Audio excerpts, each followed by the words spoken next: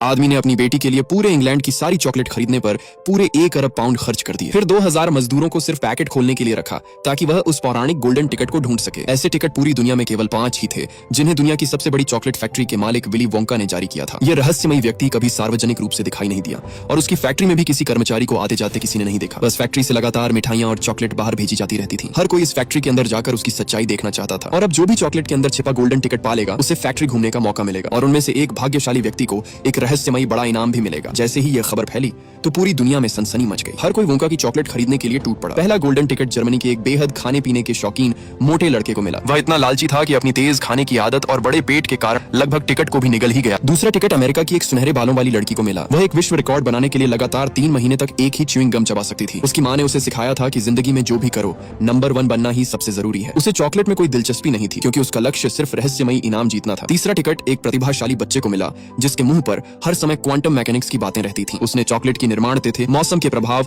और यहाँ तक कि शेयर बाजार के आंकड़ों की गणना करके टिकट की सटीक जगह का अनुमान लगा लिया था। चौथा गोल्डन टिकट एक अमीर परिवार की छोटी राजकुमारी को मिला। क्योंकि जन्म से ही उसके पास हर चीज पैसे से हासिल करने की ताकत थी, इसलिए उसके लिए दुनिया में कुछ भी असंभव नहीं था। फैक्ट्री के पास रहने वाला चार्ली यह सब देखकर बहुत ईर्ष्या करता था, लेकिन उसका परिवार बेहद गरीब था। 7 लोगों का परिवार एक ऐसी टूटी फूटी झोपड़ी में रहता था जो मानो भौतिकी के नियमों को चुनौती देती हो। घर में कुछ भी नहीं था और पूरा परिवार एक ही बिस्तर पर सिमटकर एक ही कंबल ओढ़कर ठंड से बचता था। उनका रोज का खाना भी सिर्फ पत्ता गोभी का सूप होता था। चार्ली के दादाजी कभी विली वोंका की फैक्ट्री के शुरुआती कर्मचारियों में से एक थे। वे अक्सर चार्ली को वोंका फैक्ट्री की कहानियां सुनाते थे। वोंका सच में मिठाइयों का जीनियस था जिसके पास अनगिनत अनोखे और अद्भुत आइडिया थे, जैसे ऐसे कैंडी अंडे जिनसे चॉकलेट के छोटे पक्षी निकलते थे, कई घंटों तक न पिघलने वाली चॉकलेट आइसक्रीम और यहाँ तक कि भारत के एक राजकुमार ने भी उसे खास तौर पर बुलाकर एक विशाल चॉकलेट महल बनवाया था। उस महल में 100 कमरे थे। दीवारें चॉकलेट की ईंटों से बनी थी और सीमेंट भी चॉकलेट से तैयार किया गया था। चॉकलेट का गाढ़ा घोल, दीवारें, छत, यहाँ तक कि कालीन और फर्नीचर भी पूरी तरह चॉकलेट पाउडर से बने हुए थे। भारतीय राजकुमार इस महल से बेहद खुश हुआ और आनंद से उसमें रहने लगा। लेकिन जैसे ही गर्मी का मौसम आया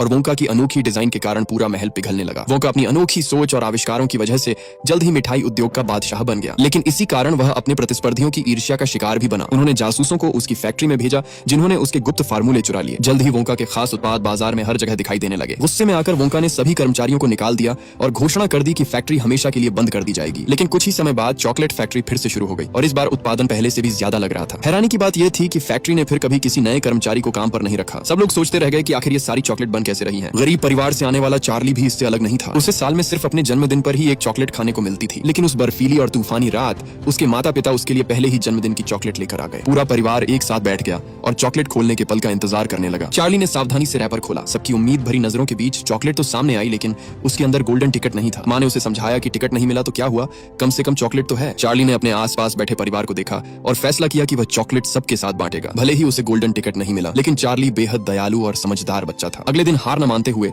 दादाजी ने चुपके से अपनी बचाई हुई रकम निकाली और चार्ली को एक और चॉकलेट खरीदने के लिए दी। दादा पोते ने आंखें बंद करके पैकेट खोला, लेकिन इस बार भी कोई चमत्कार नहीं हुआ। अब सिर्फ एक आखिरी गोल्डन टिकट बचा था। चार्ली चॉकलेट फैक्ट्री के बाहर खड़ा था, पर चेहरे पर हल्की निराशा थी। घर लौटते समय अचानक उसे बर्फ में 10 रुपए का नोट मिला। वह तुरंत पास की मिठाई की दुकान पर गया और एक साधारण चॉकलेट खरीद ली। इस बार उसने कोई खास तैयारी नहीं की और जल्दी से रैपर फाड़कर खोल दिया और तभी उसकी आंखों के सामने एक चमचमाता सुनहरा टिकट दिखाई दिया। दुकान का मालिक यह देखकर स्तब्ध रह गया और चार्ली की आंखें चमक उठी। आसपास के ग्राहक टिकट खरीदने के लिए उस पर टूट पड़े। कोई $50 देने को तैयार था तो कोई $500 तक की बोली लगा रहा था। सब उसे बहला फुसलाकर गोल्डन टिकट बेचने की कोशिश कर रहे थे। दुकान के मालिक ने तुरंत चार्ली को सावधान किया और वहां से जल्दी घर जाने को कहा। चार्ली टिकट को कसकर पकड़े हुए अलग ही उत्साह में घर की ओर भागा। जब घर पहुंचकर उसने सबको टिकट दिखाया तो बिस्तर पर पड़े उसके दादाजी खुशी से झूम उठे। वे तुरंत बिस्तर से कूद पड़े और खुशी में नाचने लगे। लेकिन जब पूरा परिवार इस खुशी में डूबा हुआ था तभी चार्ली की एक बात ने सबको हकीकत में लौटा दिया। उसने कहा कि एक औरत इस टिकट के बदले मुझे $500 देने को तैयार थी और शायद कोई इससे भी ज्यादा दे सकता है। हमें पैसों की जरूरत चॉकलेट से ज्यादा है। दादाजी इससे बिल्कुल सहमत नहीं थे। उन्होंने कहा कि दुनिया में पैसे बहुत हैं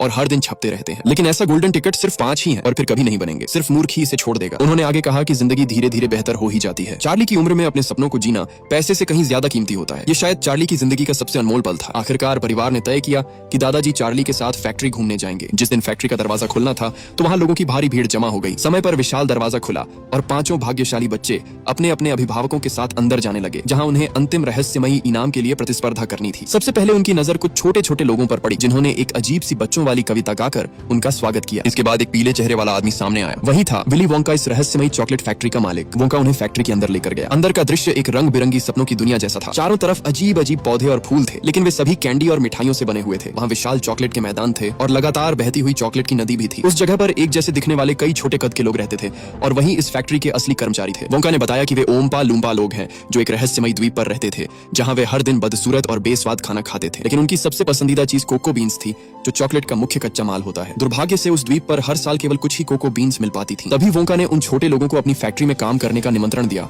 और उनको असीमित मात्रा में कोको बीन्स की तनख्वाह दी जाती। इस तरह वे सभी फैक्ट्री में रहने लगे और वोंका को ऐसे कर्मचारी मिल गए जो कभी उसे धोखा नहीं देंगे। जब सब लोग वोंका की कहानी सुनने में मग्न थे, तभी लालची मोटा लड़का खुद को रोक नहीं पाया और जमीन पर झुककर घास खाने लगा। फिर वह झुककर चॉकलेट नदी का घोल पीने की कोशिश करने लगा, लेकिन अचानक फिसलकर नदी में गिर गया। तभी एक विशाल पाइप ने उसे खींच लिया और वह दूसरे कमरे में चला गया। उसकी मां घबराकर उसे बचाने दौड़ी और इस तरह वह प्रतियोगिता से बाहर होने वाला पहला बच्चा बन गया। बाकी लोग नाव में बैठकर चॉकलेट नदी पार करते हुए फैक्ट्री की रिसर्च लैब में पहुंचे। यहाँ ऐसे कैंडी बनाए जा रहे थे जिन्हें खाकर 1 साल तक स्वाद महसूस किया जा सकता था, और ऐसी टॉफी भी थी जिसे खाने से बाल बढ़ने लगते थे। हालांकि सब अभी परीक्षण चरण में थे। सबसे अद्भुत मशीन वह थी जो खास च्युइंग गम बनाती थी। सिर्फ एक टुकड़ा खाने से पूरा दिन का नाश्ता, दोपहर का खाना और रात का भोजन मिल जाता था। हालांकि यह अभी प्रयोग में था, लेकिन जीतने की दीवानी सुनहरे बालों वाली लड़की ने चेतावनी को अनदेखा कर दिया और तुरंत गम मुंह में डाल लिया, क्योंकि उसके लिए हर चीज में पहला स्थान पाना ही सबसे जरूरी था। धीरे धीरे उसकी नाक बैंगनी होने लगी और फिर रंग पूरे चेहरे पर फैल गया। उसका शरीर फूलने लगा और आखिरकार वह एक विशाल ब्लूबेरी में बदल गई। अब उसकी मां घबरा गई, लेकिन उससे सबसे पहले अपनी बेटी की सेहत की नहीं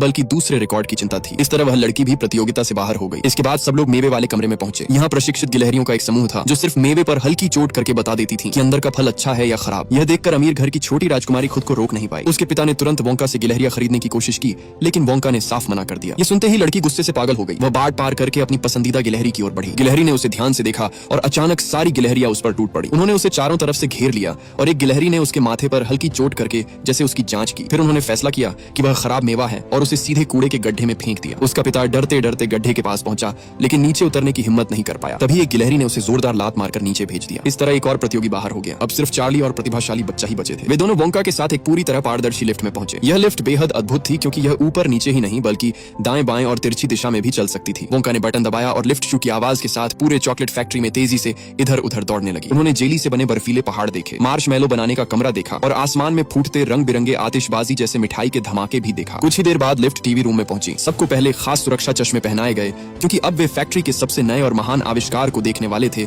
जो कि टेलीविजन चॉकलेट होता है। छोटे कर्मचारी एक विशाल चॉकलेट उठाकर मशीन के प्लेटफॉर्म पर रखते हैं। जैसे ही तेज सफेद रोशनी चमकती है, चॉकलेट गायब होकर टीवी स्क्रीन के अंदर दिखाई देने लगती है। चार्ली हिम्मत करके अपना हाथ टीवी के अंदर डालता है और सचमुच वहां से चॉकलेट बाहर निकाल लेता है। यह देखकर प्रतिभाशाली लड़का खुद को रोक नहीं पाया। उससे लगा वोंका मूर्ख है, क्योंकि इतनी शक्तिशाली ट्रांसपोर्ट मशीन का इस्तेमाल सिर्फ चॉकलेट भेजने के लिए करना उसके अनुसार बहुत बड़ी बर्बादी थी। पिता के रोकने के बावजूद उसने तुरंत बटन दबाया और प्लेटफॉर्म पर कूद गया। तेज रोशनी चमकी और वह खुद टीवी के अंदर पहुंच गया, लेकिन उसका शरीर कई गुना छोटा हो चुका था। उसके पिता ने सावधानी से उसे बाहर निकाला। अब उसे टॉफी खींचने वाली मशीन में ले जाकर यह देखने की कोशिश की जानी थी कि क्या उसे फिर से लंबा किया जा सकता है। इस तरह वह भी प्रतियोगिता से बाहर हो गया। अब आखिरी इनाम का समय आ गया था। वोंका ने बताया कि चार्ली ही विजेता है, लेकिन एक शर्त थी। चार्ली को अपने परिवार को छोड़कर अकेले फैक्ट्री में आकर रहना होगा। ये सुनते ही चार्ली ने तुरंत मना कर दिया। वोंका हैरान रह गया, क्योंकि उसके लिए परिवार सिर्फ बोझ था। तब पता चलता है कि वोंका का पिता एक दंत चिकित्सक था। वह वोंका के दांतों की सुरक्षा के लिए बचपन से उसे दर्दनाक ब्रेसेस पहनाकर रखता था। वोंका ने बचपन से कभी एक भी मिठाई नहीं खाई थी। एक बार हैलोवीन पर उसने चुपके से कुछ टॉफियां छिपा ली, लेकिन उसके पिता ने उन्हें पकड़कर आग में फेंक दिया। अब वोंका और सहन नहीं कर पाया। उसने राख में से एक चॉकलेट का टुकड़ा निकाला, उसका रैपर खोला और पहली बार उसे चखा। उसी एक कौर ने उसकी जिंदगी बदल दी और उसी पल उसने दुनिया की सबसे बड़ी चॉकलेट फैक्ट्री बनाने का सपना देख लिया। लेकिन उसके पिता बेटे की इस जिद और विद्रोह से गुस्से में आ गए